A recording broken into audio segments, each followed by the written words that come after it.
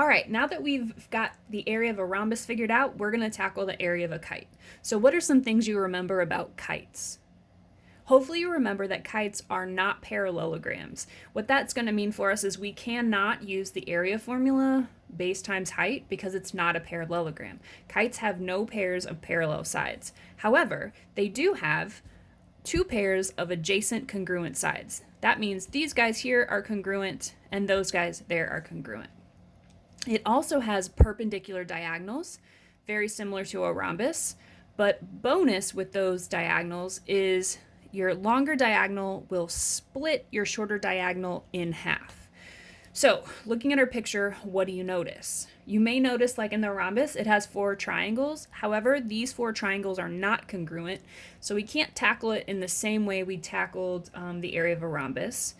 But a kite does, if we think about it in a little bit bigger sets of triangles, create 2 bigger triangles, except this one, if we think about this guy and that guy, those will not be congruent.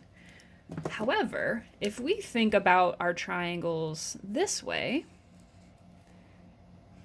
this top triangle and the bottom triangle actually are congruent triangles because of side, side, side. This is a shared side in between those 2 triangles. The reflexive property would prove side, side, side with that shared side.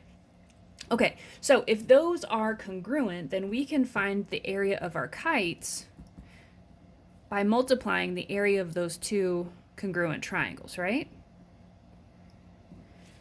So let's tackle, how do we find the area of those 2 triangles? Well, if we have 2 congruent triangles, then we're going to do 2 times the area formula for those triangles. So 1/2 base times height.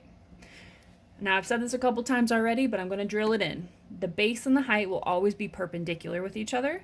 So in our top triangle here, it looks like our base is probably going to be represented by this long guy all the way across here, that shared side, which would mean its height is this right here because it's perpendicular to that long shared side. So we've got 2 of them, so that's why this 2 is out here on the outside.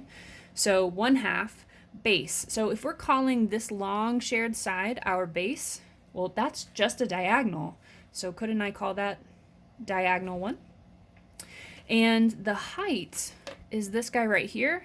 That's actually half of that full diagonal, the other diagonal. So isn't our height just represented by half of diagonal 2?